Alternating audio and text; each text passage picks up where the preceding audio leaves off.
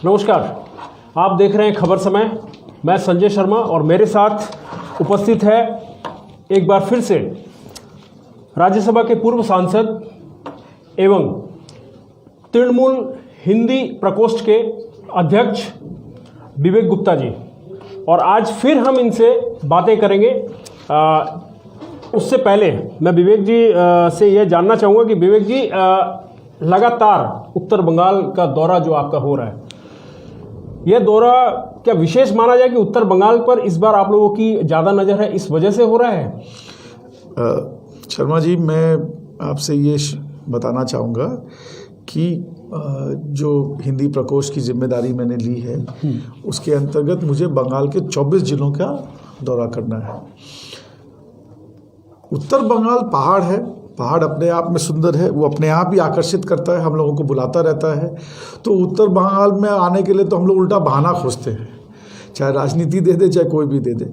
मगर साथ ही साथ उत्तर बंगाल एक बहुत ही जटिल इलाका है जहाँ सुंदरता के साथ साथ यहाँ पे पहाड़ में एक जगह से दूसरे जाने में जो समय लगता है वो, जबकि यहाँ बहुत बढ़िया सड़कें हैं।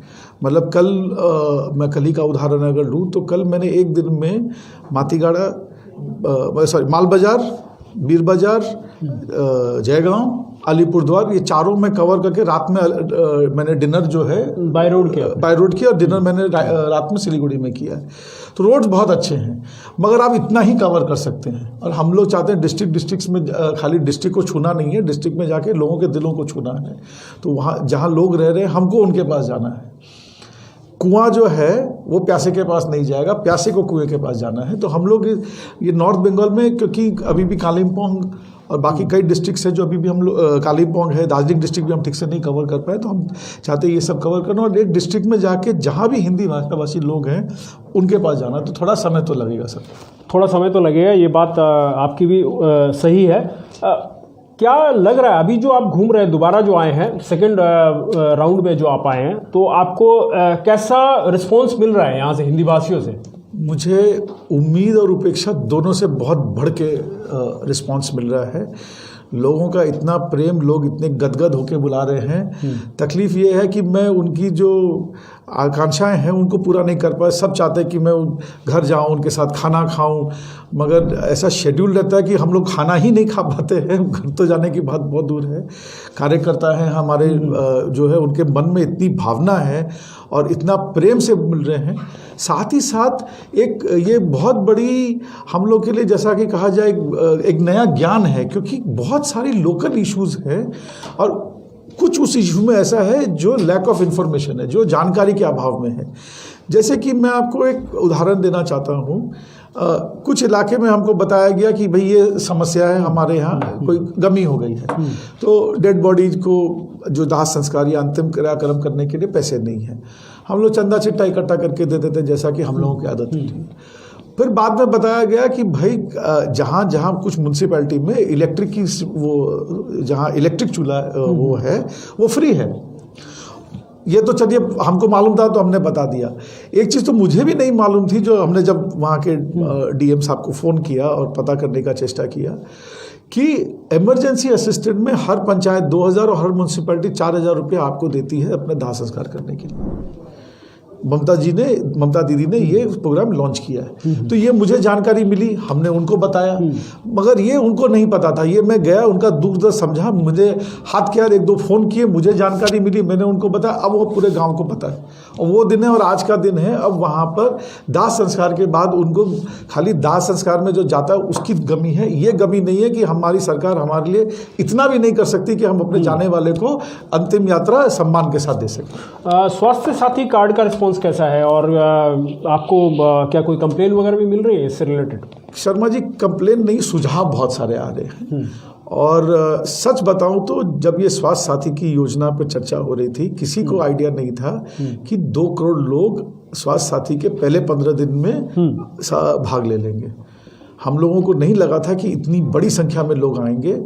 ये जो लोग आ रहे हैं, हमारे को उल्टा हमारी जो क्षमता है वो हम लोग को वो क्षमता बढ़ानी पड़ रही है, क्योंकि जो कार्ड प्रिंटिंग करने का एक वो जो बायोमेट्रिक का प्रोसेस है, हम लोगों को क्षमता बढ़ानी पड़ रही है। आपने देखा भी होगा, समाचार पत्रों में रिपोर्ट भी आया कि हम उसको डबल दुगना करने का चेष्टा कर रहे हैं। सबको कितनी दिन कब अकोमोडेट कर पाएंगे हमें नहीं पता, क्योंकि ऐसा लग रहा है कि लोग आए जा रहे हैं और एक प्रोसेस में सबका काम भी हो रहा है। सुझाव कई सारे आ रहे हैं। उस सुझाव के अंतर्गत आपके माध्यम से आपके दर्शकों को मैं बताना चाहूँगा, हम लोगों ने एक हेल्पलाइन नंबर लॉन्च किया है, उसका भी प्रचार प्रसार चलने वाला है। ये है कि आप अगर आपके घर में कोई विकलांग है या कोई सीनियर सिटीजन है जो किसी भी कारण से कैंप में जाने में असमर्थ है, शरीर के हिसाब से या स्वास्थ्य के हिसाब से, तो आप हेल्पलाइन नंबर पर नाम पता दे के अपना रजिस्ट्रेशन करा लीजिए। स्वास्थ्य साथी के कैंप वाले लोग आपके घर पर जाके आपका कार्ड बना के देंगे। अच्छा, तो इस तरह की और भी समस्याएं और भी चीज़ें हम लोगों के सामने लाई जा रही हैं, जिनका हम लोग कोई ना कोई उपाय निकाल रहे हैं। स्वास्थ्य साथी कार्ड से रिलेटेड कुछ फ़ोन कॉल्स हमारे पास भी आ रहे थे। कुछ समस्याएं हो रही हैं, डिले हो रहा है, इस तरह की कुछ समस्याएं हैं आपके सामने आए हैं? इस तरह की कुछ प्रॉब्लम? देखिए शर्मा जी, ऐसा है कि जब आप बूथ पे जा रहे हैं, हम लोग चेष्टा तो ये कर रहे हैं कि बूथ पे वार्ड जो वार्ड वाइज काम हो रहा है, और वार्ड में हम लोग ये बोल रहे हैं कि ये मोहल्ला इतने बजे से इस स्लॉट में आ जाए, ये मोहल्ला इतने स्लॉट में आ जाए। अगर लोग उस हमारी प्लानिंग के हिसाब से चलेंगे तो हम कम से कम तकलीफ, ऐसा नहीं कि तकलीफ नहीं होगी, हो सकता है तकलीफ कम से कम तकलीफ होगी, बट लोगों की अपनी मजबूरियां हैं, काम धंधे वाले लोग हैं, कोई ना कोई बीमारी हो जाती, घर में जाड़े का टाइम है, कुछ हो जाता है, डॉक्टर को दिखाना है, तो वो डिसिप्लिन मेंटेन नहीं हो पा रहा है। और वो डिसिप्लिन जब नहीं मेंटेन हो पा रहा है तो किसी किसी समय जो है, अगर हमारी कैपेसिटी 10 कार्ड बनाने की है मान लीजिए, तो वहाँ पर उस समय 50 लोग हैं, तो जाहिर है कि 40 लोगों का कार्ड देरी से बनेगा या नहीं बन पाएगा। वैक्सीन से संबंधित कुछ आपके पास अगर इनपुट्स हो, कैसे क्रियान्वयन होगी, कैसे लोगों तक पहुंचेगी? राज्य सरकार का कुछ ब्लूप्रिंट बना है अभी तक? नहीं, राज्य सरकार इस मामले में केंद्र सरकार के साथ पूरी तरह इंफॉर्मेशन शेयरिंग कर रही है। उनके निर्देश आ रहे हैं, क्योंकि वो ये जो हम लोग अभी भी कानूनी रूप में देखा जाए तो मिनिस्ट्री ऑफ होम अफेयर्स के जो नेशनल डिजास्टर मैनेजमेंट एक्ट है उसके तहत में अभी भी है। लॉकडाउन में बहुत रिलैक्सेशन दे दिया गया है, बट लॉकडाउन पूरी तरह हटाया नहीं गया है। तो उसी तरह वैक्सीन का भी जो एक वो है, कई कंसल्टेटिव कमिटीज़ बनी है। हम लोग पहले फ्रंट लाइन वर्कर्स को देना चाह रहे हैं, जो हेल्थ वर्कर्स हैं। उसके बाद जो हमारी पुलिस है, जिन्होंने मैं सल्यूट करना चाहता हूँ मेरी पुलिस को, क्योंकि उन्होंने दिन रात नहीं देखा, बीमारी को नहीं देखा। डॉक्टर को तो फिर भी बीमारी अस्पताल में थे, बट पुलिस वाले बेचारे हर एक पुलिस स्टेशन में जिनको खाना नहीं मिल रहा था, जिनको और तकलीफें थी, उनके साथ पुलिस वाले मदद कर रहे थे। तो मुझे लगता है पहले उनको हेल्थ वर्कर्स के बाद पुलिस वाले आएंगे, पुलिस वालों के बाद जो और ऐसे लोग हैं जो इनको सपोर्ट सर्विसेज देते हैं उनको, और फिर धीरे धीरे आपको हमको सबको मिलना चाहिए। हम लोगों को खासकर ध्यान ये रखा जा रहा है कि वीआईपी कल्चर वैक्सीन में ना आए, और वीआईपी किसी भी रूप में वैक्सीन की क्यू को जंप नहीं करे। कोई ना कोई समय ऐसा जरूर आएगा जब ये वैक्सीन बाजार में बिक्री के लिए उपलब्ध होगी, तो जब जितने भी वीआईपी मेरे भाई बहन हैं जो अपने आप को वीआईपी कैटेगरी में समझते हैं, उनसे मेरा अनुरोध रहेगा कि आप उस समय लगवा लें। जहां आपने इतना दिन इंतजार किया है, थोड़े दिन और कर लीजिए। तो ये वैक्सीन क्या पूरी तरह मुफ्त? देखिए, वैक्सीन लोगों तक पहुंचनी चाहिए।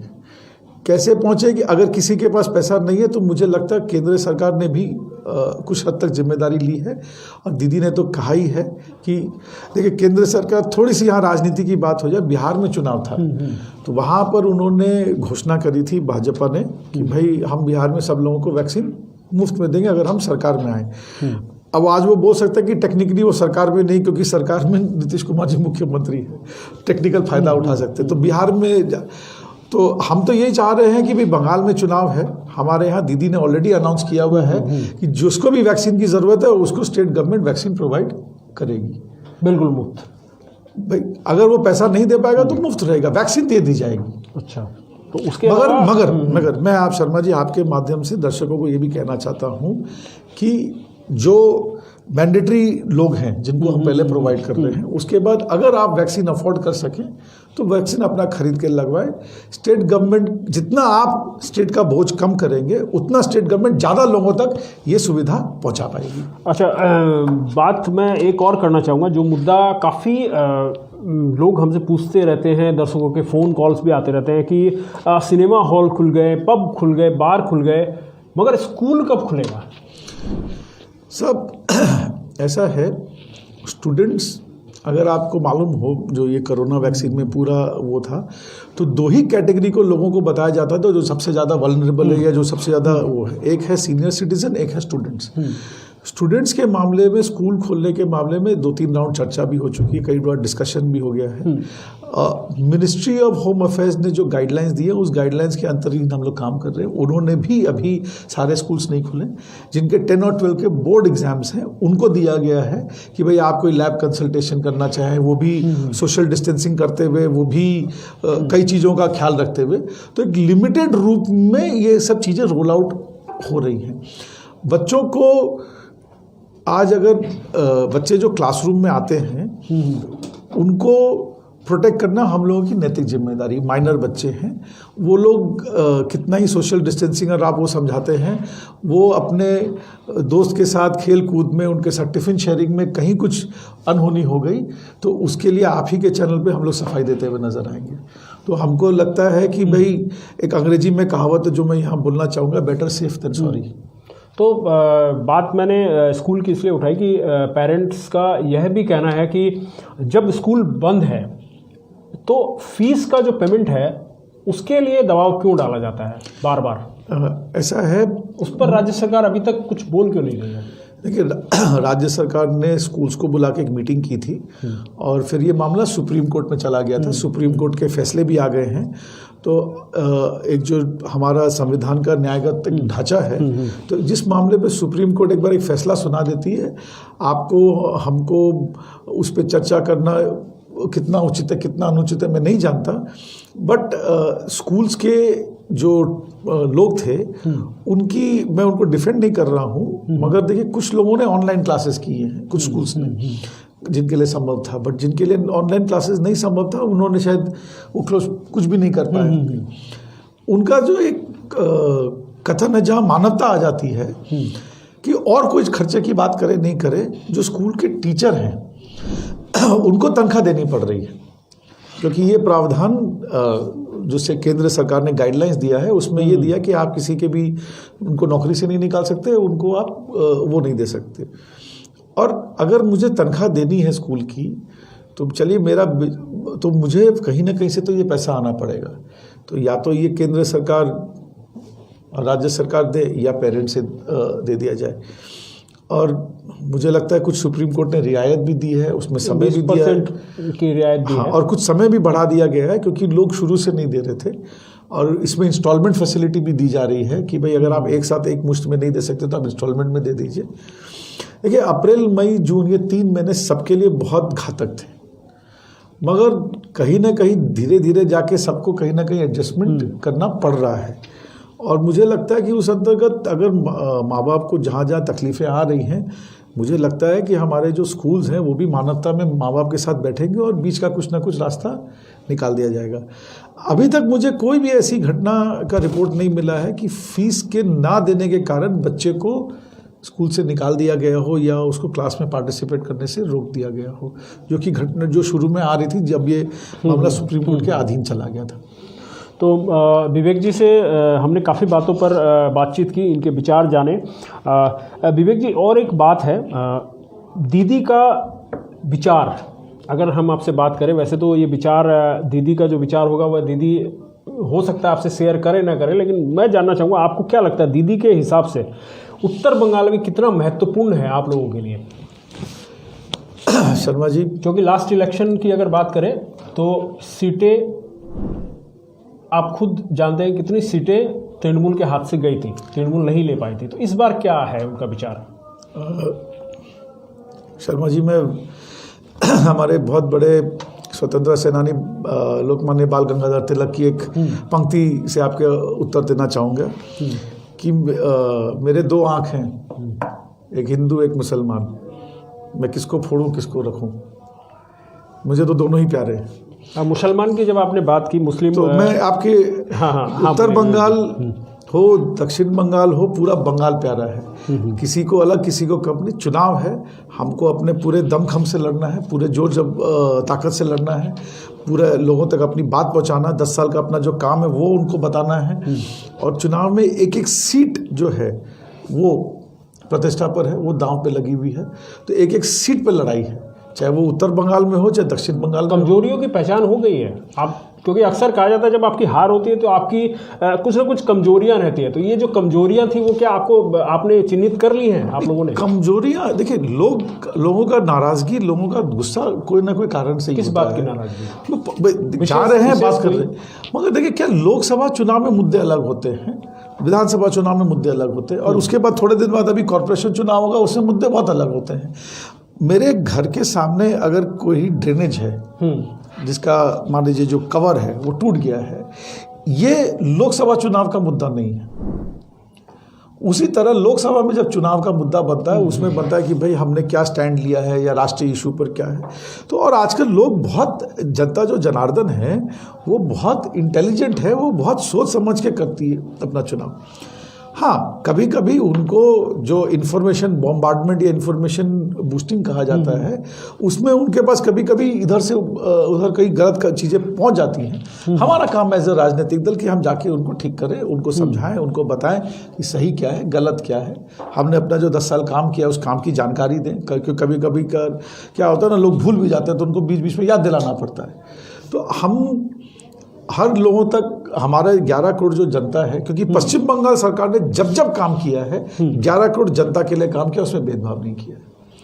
मगर आप अगर 2019 में जो चुनाव के नतीजे हैं उन पर अगर आप रेफर करना चाह रहे हैं, तो ये जो चुनाव है इसमें जीत हार लगी रहती है। हमारे जो जहाँ से हम हारे, ऑब्वियसली वहाँ ज़्यादा फोकस भी करेंगे, वहाँ ज़्यादा लोगों से बात कर रहे हैं। और ये प्रोसेस तो उसी दिन चालू हो गया था जिस दिन रिजल्ट आए थे।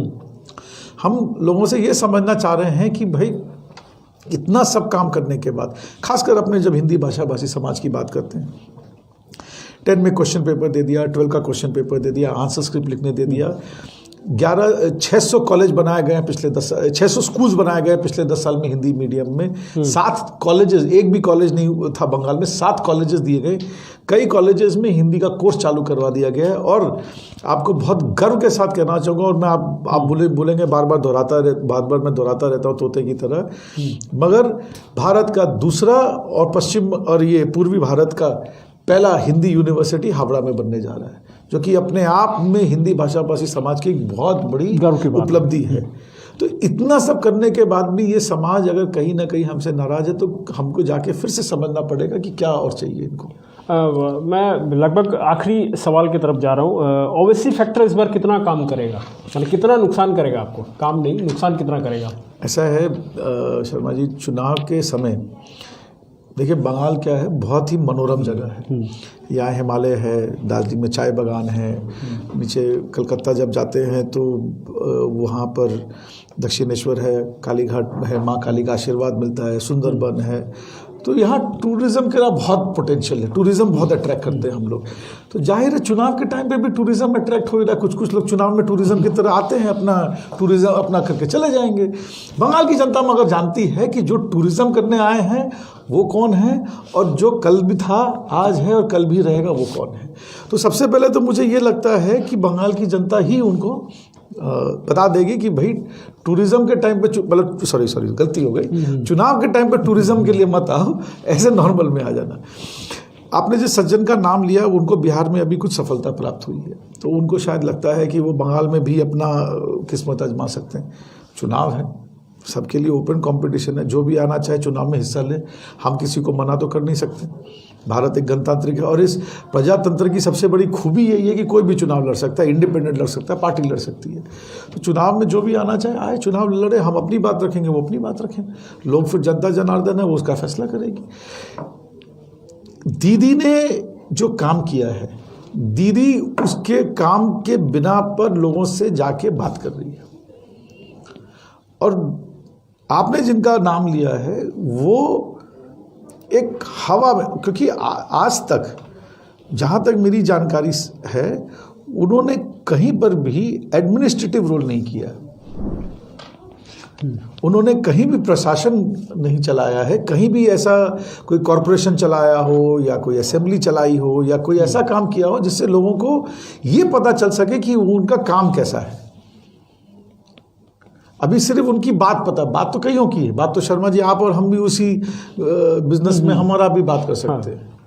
तो मुझे लगता है कि जनता आजकल बहुत स्मार्ट हो गई है, एजुकेटेड है, समझदार है, और मुझे लगता है कि वो सही गलत का फैसला चुन लेगी। एकदम आखिरी सवाल आपसे करना चाहूँगा, हिंदी भाषा की अगर बात करते हैं और आज हम हिंदी प्रकोष्ठ के अध्यक्ष के साथ बैठे हैं, तो मैं एक चीज़ जानना चाहूँगा कि क्या हिंदी भाषा के लिए जिन लोगों ने काम किया है बंगाल में, पश्चिम बंगाल में, उत्तर बंगाल में, कहीं भी, जो साहित्यकार हैं, जो पुराने लोग हैं जिन्होंने हिंदी के लिए बहुत अपना श्रम दिया है, अपनी मेहनत दी है हिंदी को बनाए रखने के लिए, उन लोगों के बारे में क्या कुछ विशेष सोचा जा रहा है या उनको कोई सम्मान से नवाजा जाने की कुछ अलग व्यवस्था की जा रही है?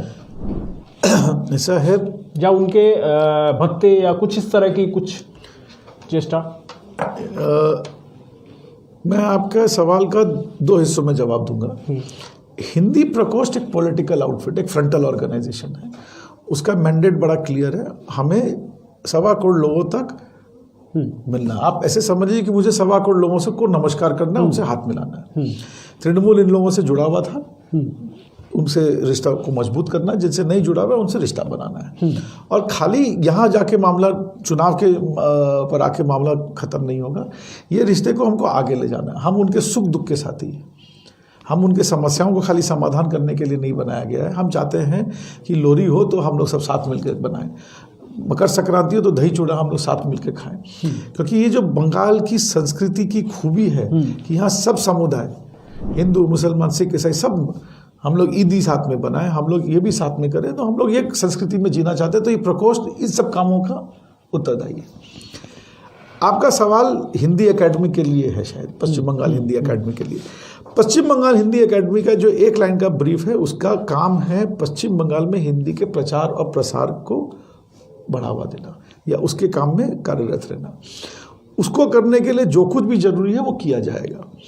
आपने लेखकों की बात की, बाकी साहित्यकारों की बात की, तो हिंदी एकेडमी अभी जो कार्यक्रम लेके अभी चल रही है, क्योंकि कई दिन के बाद ये हिंदी एकेडमी एक्टिवेट हुई है, हमारे पास अभी हम लोगों ने 4 विषयों को चुना है: भाषा, साहित्य, संस्कृति, कला।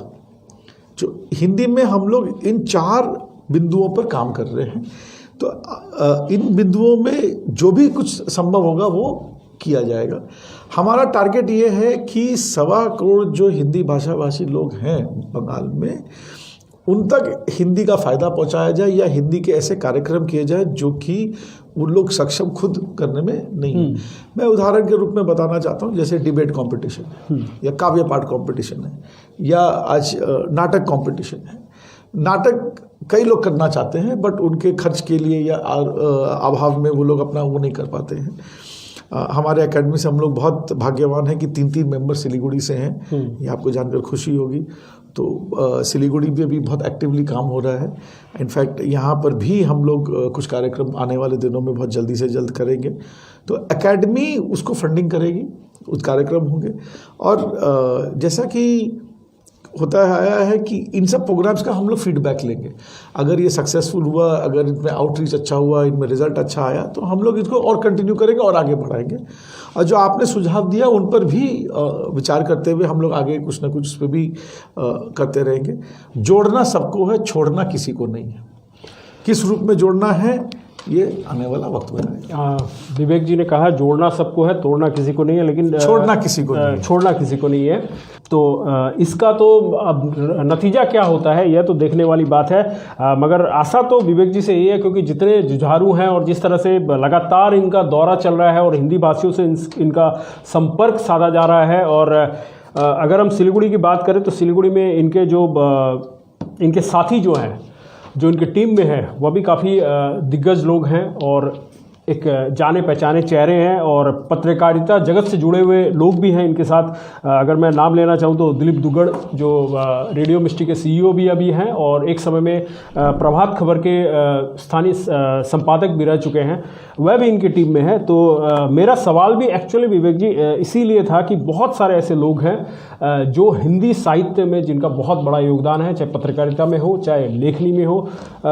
बहुत सारी ऐसी परिस्थितियां हैं जहां वह मजबूर हो गए हैं, उनकी रचनाएं प्रकाशित नहीं हो पाती है, उनको फंड की दिक्कतें होती है और सबसे बड़ी दिक्कत होती है, क्राइसिस होती है पहचान की। जो पहचान के लिए आज तरस रहे हैं, क्योंकि हम बंगाल में हैं, यहाँ हिंदी की पहचान को उन्होंने बना कर रखा, उनको खुद की पहचान नहीं है उनकी। इसीलिए मेरा एक सवाल था, खैर आप इसको काफ़ी गौर करेंगे। कुछ जानकारी आपके साथ शेयर कर दूँ। भारतीय भाषा परिषद जैसी कई संस्थाएं हैं जो बहुत पुरानी हैं, बहुत इफ़ेक्टिव हैं, बहुत सशक्त हैं। वैचार्गी है, भारतीय कला संस्कृत है। मतलब मैं आपको बताना चाहूँगा कि ये जिन कुटुंब की आप बात कर रहे हैं, इनके पास मौक़ों की और अपॉर्चुनिटीज़ की कभी कमी नहीं थी। ये सब इनको प्रमोट करते हैं। एकेडमी भी अपना काम ज़रूर करेगी। और ऐसा है, ये जो साहित्यकार और लेखक हैं, हम चाहते हैं नई पीढ़ी में नए लोग आएँ, नया टैलेंट आए। और पुराने अच्छा लिखेंगे तो पुराने भी काम करेंगे। सही। मगर एंड गेम क्या है?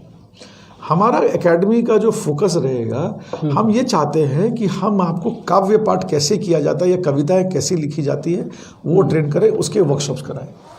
हम चाहते हैं कि आप अगर कोई निबंध लिख रहे हो या कोई आर्टिकल लिख रहे हो कोई समाचार पत्र के लिए, तो वो कैसे लिखें, हम उसकी ट्रेनिंग दें आपको।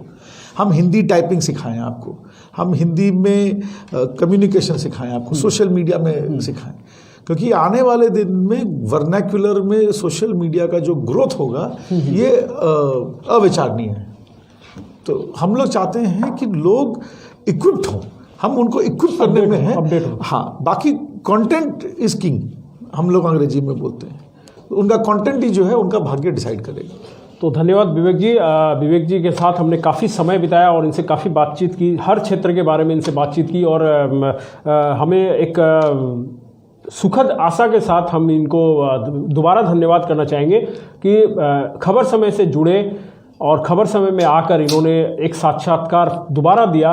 और यह इनका प्रेम है कि यह दोबारा खबर समय में आए, क्योंकि अक्सर पत्रकारों के साथ बातचीत के लिए जो नेतागण होते हैं वो बसते फिरते हैं, मगर ये खुद चल के आए हैं। इनके ये साहस ही माना जाएगा कि इन्होंने एक साहस दिखाया कि दोबारा आए और हमारे सवालों का जवाब दिया। और बहुत सारी चीज़ें विवेक जी करने जा रहे हैं, धीरे धीरे आपको पता चलेगी और खबर समय भी इस पर अपडेट रहता है।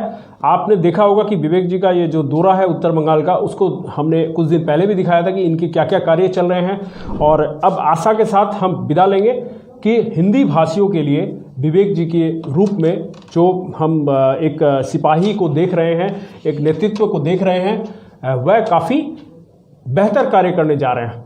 तो आप यूं ही बने रहिए खबर समय पर, देखते रहिए हर समय खबर समय। धन्यवाद।